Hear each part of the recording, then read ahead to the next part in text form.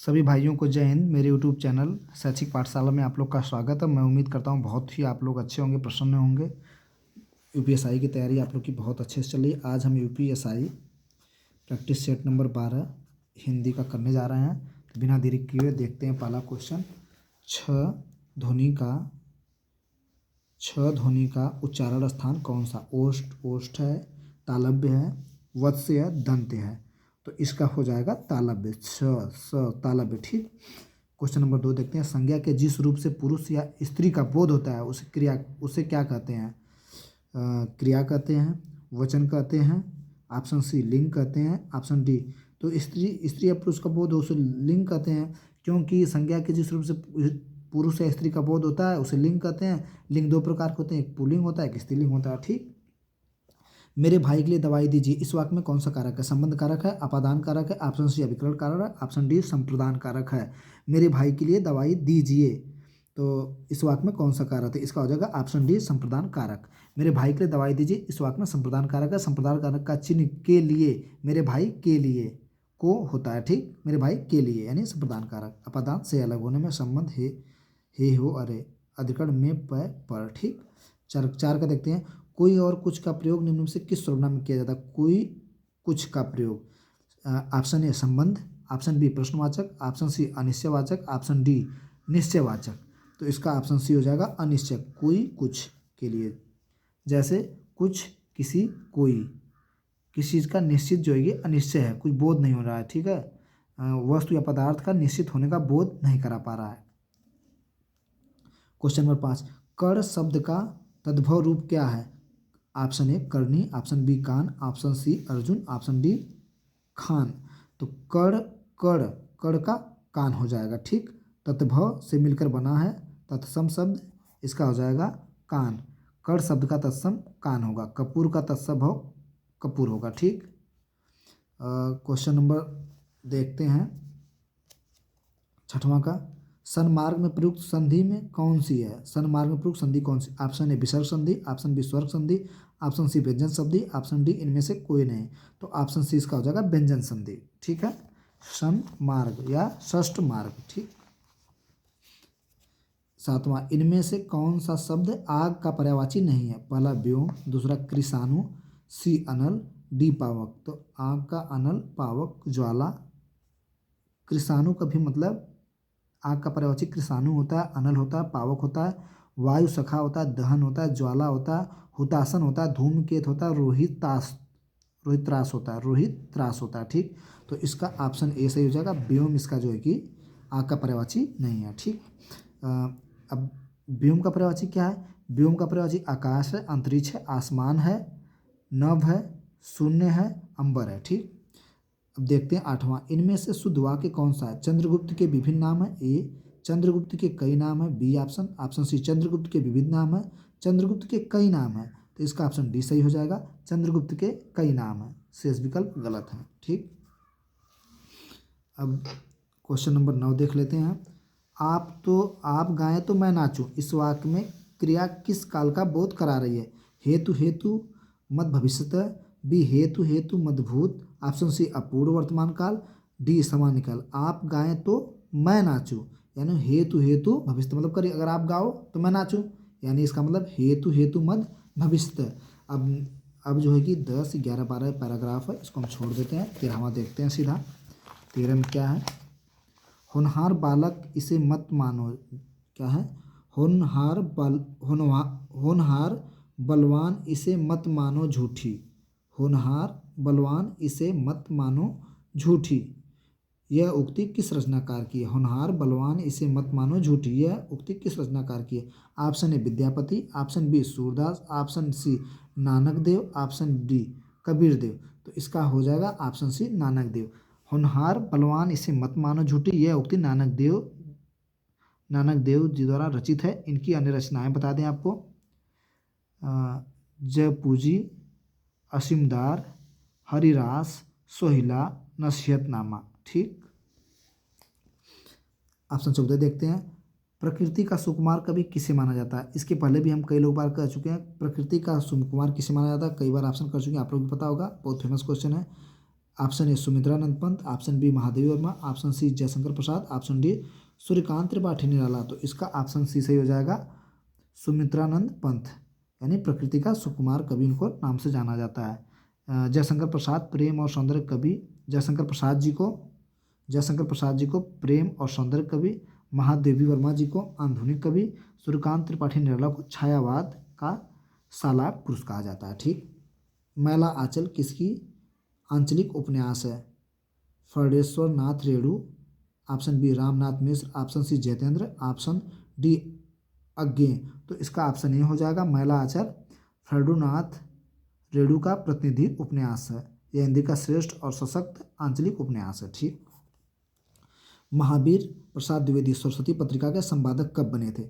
Option A 1905 ईस्वी में, option B 1904 ईस्वी में, ऑप्शन सी 1906 में, ऑप्शन डी 1903 में। तो इसका हो जाएगा, महावीर प्रसाद सरस्वती संहिता के संपादक कब बने थे? 1903 ईस्वी में। ठीक। 1903 ईस्वी से 1920 तक सरस्वती पत्रिका के संपादक रहे हैं। अब क्वेश्चन नंबर 17 हम देखते हैं। ज्ञानपीठ पुरस्कार के लिए कुल कितनी भाषाओं को साहित्य को स्वीकार किया? ज्ञानपीठ पुरस्कार के लिए कुल कितनी भाषाओं के साहित्य को स्वीकार किया गया? Option A 22, option B 18, option C 25, option D 16। तो इसके लिए कुल 22 भाषाओं का कुल 22 भाषाओं में प्रदान किया ज्ञानपीठ पुरस्कार। ठीक है। क्वेश्चन नंबर हम देखते हैं 18।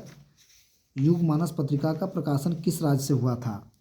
युगमानस पत्रिका का प्रकाशन किस राज्य से हुआ था? Option A Uttar Pradesh, option B Andhra Pradesh, option C Kerala, option D Karnataka.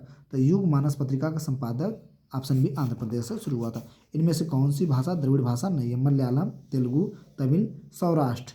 तो हो जाएगा इसका ऑप्शन डी सौराष्ट्र भाषा द्रविड़ परिवार की भाषा नहीं है। यह शोरशैनी अपभ्रंश भाषा की शाखा है। यह ब्राह्मी लिपि का अंग है जो गुजरात के क्षेत्र तथा वर्तमान में तमिलनाडु के मंदुरे और सलेम में प्रमुख रूप से बोली जाती है, जबकि मलयालम, तेलुगु तथा तमिल द्रविड़ भाषा के परिवार की बोलियां भाषा है। ठीक। हिंदी की प्रहरी इनमें से किसे कहा जाता है? मदन मोहन मालवीय को, पुरुषोत्तम दास टंडन को, महात्मा गांधी को, काका कालेकर को। तो option A Madan Mohan Malaviya, option B Purushottam Das Tandon, option C Mahatma Gandhi, option D Kaka Kalelkar को। तो हिंदी का प्रहरी पुरुषोत्तम दास टंडन जी को कहा जाता है। वे भारत के स्वतंत्रता सेनानी व राजनेता थे, पुरुषोत्तम टंडन। ठीक। अब देखते हैं ये क्वेश्चन नंबर 21। इनमें से किन वर्णों को व्यंजन कहा जाता है जिनका उच्चारण स्वयं से वर्णों की सहायता से किया जा सके, जो बलाघात हो, जिनका उच्चारण संभव नहीं है, जो कठिनता से उच्चारित हो? तो इसका ऑप्शन हो जाएगा जिन वर्णों का इनमें से किन वर्णों को व्यंजन कहा जाता है? ऑप्शन ए जिनका उच्चारण स्वरों की सहायता से किया जाता है उसे हम वर्ण कहते हैं। ठीक। वर्णों का व्यंजन कहा जाता है। क्वेश्चन नंबर 22 देखते हैं। इनमें से पुल्लिंग शब्द कौन सा? उन्नति, विकास, वृद्धि, प्रगति। क्वेश्चन नंबर 22 देखते हैं। इनमें से पुल्लिंग शब्द कौन सा? उन्नति, विकास, वृद्धि, प्रगति। तो क्वेश्चन नंबर 22 का बी सही हो जाएगा, विकास। क्वेश्चन नंबर 22 का बी सही हो जाएगा, विकास। विकास शब्द पुल्लिंग है, जबकि उन्नति, वृद्धि और प्रगति स्त्रीलिंग शब्द है। उन्नति, वृद्धि, प्रगति ये सब स्त्रीलिंग शब्द है।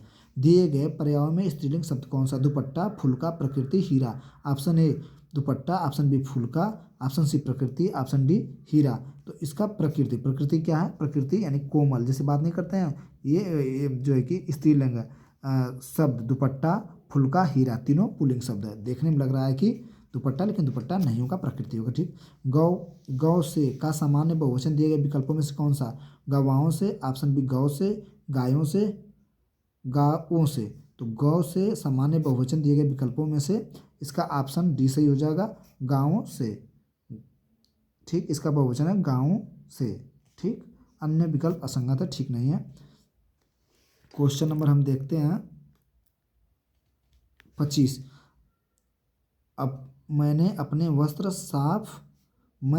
आप वस्त्र साफ कर लेता हूँ, इस वाक्य में कौन सा सर्वनाम है? यानी स्वयं के लिए कहा जा रहा है, निश्चयवाचक है, पुरुषवाचक है, निजवाचक है, ऑप्शन डी अनिश्चयवाचक है। तो इसका ऑप्शन सी सही हो जाएगा, निजवाचक सर्वनाम है। ठीक। निजवाचक सर्वनाम शास्त्र है निजता अथवा स्वयं। ठीक। अब क्वेश्चन नंबर हम देखते हैं 26। राम श्याम की किताब पढ़ता है, इस वाक्य में क्रिया का कौन सा प्रकार है? ऑप्शन ए अकर्मक क्रिया, ऑप्शन बी अनेकार्थक क्रिया, ऑप्शन सी पूर्णकालीन क्रिया, ऑप्शन डी सकर्मक क्रिया। तो इसका ऑप्शन डी सही हो जाएगा, आप क्या पढ़ता है, किताब पढ़ता है, यानी सकर्मक क्रिया, यानी राम किताब पढ़ता है। इस वाक्य में सकर्मक क्रिया का प्रयोग किया गया है। जिस वाक्य में क्रिया की उपस्थिति हो तथा क्रिया का परिणाम कर्म पर पड़ता है वह वाक्य सकर्मक है। जैसे राजू पत्र लिखता है, पत्र पढ़ रहा है। श्याम फल खाता है, फल खाता है। ठीक, प्रभाव पड़ रहा है। हम देखते हैं 27, वह मेरा पड़ोसी है। इस वाक्य में वह किस प्रकार का विशेषण है, परिणामवाचक विशेषण है, बी संख्यावाचक विशेषण है, सी सर्वनामिक विशेषण है, और 27 का डी 27 विकल्प डी गुणवाचक विशेषण है। तो वह मेरा पड़ोसी है, यह क्या है, वह किस शब्द का, यह सर्वनामिक विशेषण है। ठीक, वह शब्द सर्वनामिक विशेषण है जब कोई सर्वनाम शब्द संज्ञा शब्द से पहले आए तथा विशेषण शब्द की संज्ञा की तरह विशेषता बताए, उसे सर्वनामिक विशेषण। जैसे वह लड़की विद्यालय जा रही है। क्वेश्चन नंबर 28 देखते हैं, मुझे 10 दिन की छुट्टी चाहिए। इस वाक्य में 10 किस प्रकार का विशेषण है, संख्यावाचक विशेषण है, सर्वनामिक विशेषण है, परिणामवाचक विशेषण है, गुणवाचक। तो 10 क्या है, ये एक प्रकार का संख्यावाचक विशेषण है। हम क्वेश्चन नंबर 29 देखते हैं। क्वेश्चन नंबर 29 का पहला, निम्नलिखित प्रश्न में 4 विकल्पों में से उस सही विकल्प का चयन करें जो रेखांकित शब्दों के सही वाक्य के भेद हों। उस सबने उसे बुरा कहा लेकिन वह अच्छा है। इसमें आदि बोधक है, संबंध बोधक अव्यय है, ऑप्शन सी समुच्चय बोधक है, ऑप्शन डी क्रिया विशेषण अव्यय है। तो इसका हो जाएगा ऑप्शन सी समुच्चय बोधक अव्यय है। प्रस्तुत वाक्य में रेखांकित शब्द समुच्चय बोधक अव्यय का उदाहरण है। ठीक, क्वेश्चन नंबर 30 देखते हैं, रात को अचानक वर्षा होने लगी में क्रिया विशेषण का कौन सा भेद है, परिणामवाचक है, स्थानवाचक है, ऑप्शन सी कालवाचक विशेषण, ऑप्शन डी रीतिवाचक क्रिया विशेषण है। तो इसका हो जाएगा डी, रात को अचानक वर्षा होने लगी, इस वाक्य में रीतिवाचक क्रिया विशेषण है। ठीक, 31 का लग रहा है, 31 का देखते हैं, मंत्री जी ने हड़ताल कर रहे श्रमिकों की समस्याओं को सुनने के लिए पर्याप्त समय दिया। इस वाक्य में किस प्रकार का क्रिया विशेषण का प्रयोग किया गया है, ऑप्शन ए रीतिवाचक, समय दिया, ठीक है, श्रमिकों को, कालवाचक, परिणामवाचक, स्थानवाचक। तो मंत्री जी ने हड़ताल कर रहे श्रमिकों की समस्या को सुनने के लिए पर्याप्त समय दिया, इसमें परिणामवाचक क्रिया विशेषण का प्रयोग हुआ है। जिन अभिकारों शब्द से क्रिया परिणाम और उनकी संख्या का पता चले उसे परिणामवाचक, जैसे बहुत, अधिक, पूर्णतया। तो इसका हो जाएगा परिणामवाचक। 31 का ऑप्शन सी परिणामवाचक। इनमें से तद्भव शब्द का चयन करिए, ऑप्शन ए निडर, ऑप्शन बी कमल, ऑप्शन सी गति, ऑप्शन डी सुर। तो इसका ऑप्शन ए हो जाएगा निडर। ठीक है, निडर। अब हम आते हैं 33, मत्सर शब्द का तद्भव रूप कौन सा है, मच्छर है, मछली है, मीत है, मक्खी है। तो इसका ऑप्शन ए हो जाएगा मच्छर, मत्सर का मच्छर। ठीक है, 34 देखते हैं, उपसर्ग इनमें से कहाँ जोड़ा जाता है, शब्द के अंत में, शब्द के पहले, शब्द के बाद में, वाक्यों के अंत में। तो वे शब्द जो किसी शब्द के पहले जुड़कर उसके अर्थ में विशेषता उत्पन्न करते हैं उसे उपसर्ग कहते हैं। उप प्लस सर्ग, उप मतलब पहले, ठीक है, जिससे उप का अर्थ होता है समीप, सर्ग का अर्थ होता है सृष्टि करना। जैसे प्रत्यय, प्रयोग, प्रहार, उभार, प्रयोजन। तो इसका ऑप्शन सी सही हो जाएगा, ऑप्शन इसका बी सही हो जाएगा, शब्द के उपसर्ग का उपसर्ग यानी शब्द के पहले जोड़े जाते हैं। ठीक, ऑप्शन बी इसका सही है, शब्द के पहले। तैराक शब्द में कौन सा प्रत्यय है, आँख है, तैर है, क है, राख है। तैराक में आँख। ठीक, ऑप्शन ए इसका सही है। क्वेश्चन नंबर 36 देखते हैं, प्रत्येक किस संधि भेद का उदाहरण है, वृद्धि संधि का, गुण संधि का, यड़ संधि का, दीर्घ संधि का। तो प्रत्येक, प्रति प्लस एक इक्वल प्रत्येक। तो ऑप्शन सी सही हो जाएगा, इसका यह यड़ संधि है। ठीक, 37 देखते हैं, इनमें से कौन सा शब्द समास का विपरीत है, व्यास, विच्छेद, संधि, विग्रह। तो समास का विपरीत हो जाएगा व्यास। ठीक, अब 38 का देखते हैं, किरण का पर्यायवाची कौन सा है, भानुजा, रसिका, तटनी, रश्मि। तो इसका हो जाएगा ऑप्शन डी सही, रश्मि किरण का पर्यायवाची रश्मि शब्द। ठीक, अब हम देखते हैं क्वेश्चन नंबर 39, इनमें से कौन सा शब्द आराम शब्द का अर्थ नहीं है, आहत, फुलवाड़ी, वाटिका, विश्राम। तो इसका हो जाएगा, आराम शब्द का अर्थ होता है वाटिका भी होता है, फुलवाड़ी भी होता है, विश्राम भी होता है, आहत जो है कि नहीं है। ठीक, आराम शब्द का अर्थ। अब देखते हैं 40, शब्द में व्याप्त होने वाले वाक्यांशों के लिए इनमें से उपयुक्त शब्द कौन सा है, सब में व्याप्त रहने वाला, सर्वव्यापी, सर्वाव्यापी, सर्वव्यापी, सर्वव्यापी, ऑप्शन बी सर्वव्यापी, ऑप्शन सी सर्वव्यापी, ऑप्शन डी ये सही लिखा है सर्वव्यापी। ठीक, हमारा प्रैक्टिस सेट नंबर 12 समाप्त हुआ। थैंक यू, धन्यवाद।